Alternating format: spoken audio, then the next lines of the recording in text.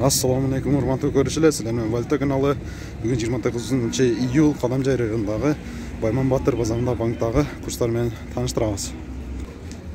Компанион банк доллар 82.5, 83.5, евро 84.5, сатуу 85.5, рубль 1.33, 1.42.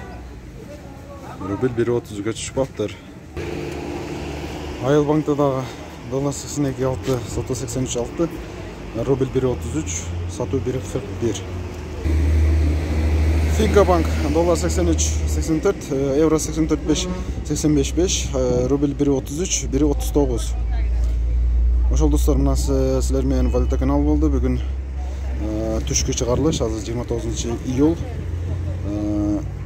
Класты басабыз, каналга катталабыз. Азыр Кадам жайдагы курстар менен таанышабыз. Каналдан алыстамай жок.